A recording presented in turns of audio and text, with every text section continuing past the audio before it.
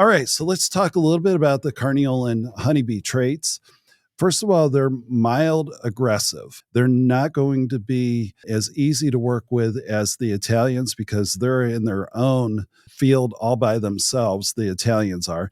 But the Carniolans will be a little bit more aggressive. They can be kept in populated areas.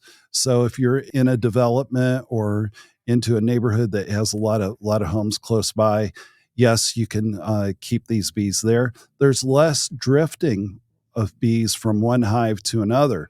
A lot of times, bees will go over and scout out another hive, looking for possibly robbing that other hive. Generally speaking, they stay in their hives. They do not go out and drift. They're not as prone to robbing because they're not drifting from other hives. They're able to overwinter in smaller numbers of winter bees. One thing that I have seen with my beekeeping with the Carniolans is they go into the fall very heavy, and that means that they're going to be fairly strong going into the fall and winter months. That cluster of bees, which is about the size of a football, is able to winter through some of the even colder temperatures in the Northeast or upper Midwest. Great overwintered bees.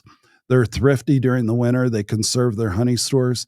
What you'll see with other honeybee traits is they tend to consume more during the winter months, and that's not the case with the Carniolans. They manage their stores very effectively, and they're quickly to adapt to changes in the environment. So one of the things that I've seen with that is that they can really forecast the weather very, very well, and they will also be out there foraging when the Italians will not.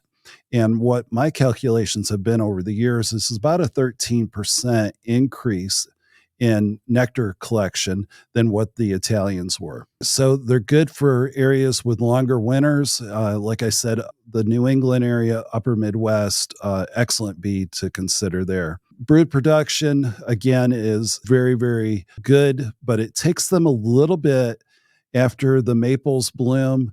They just start thinking about brood production. The queens do at that point. And when it starts slowing off on the nectar coming in, the queens will continue to go strong. And that way you have a strong hive going into the winter months on that there. They have lower propolis, the Carniolans do.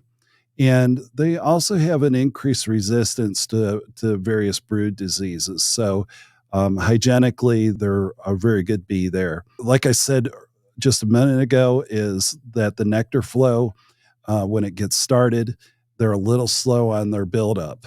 But once they get going into the spring months, they're very, very strong.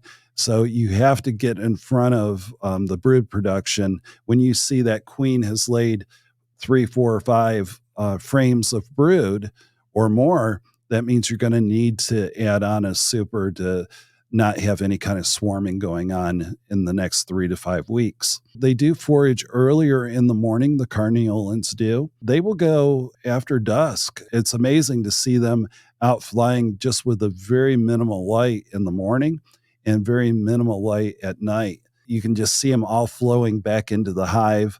They also fly during various fogs that might be out there or some drizzle that is happening. They'll be out there foraging there. And as I stated earlier, 12% more nectar collection. Marcia just chiming in and says she's ordering all Carniolans this year due to the winters that they have in the mountains of Virginia. So what you've been describing works very well for her neck of the woods. Most likely that's the Shenandoah Mountains that are through there, and they shoot up quite high, especially as you get up in northern Virginia around Winchester.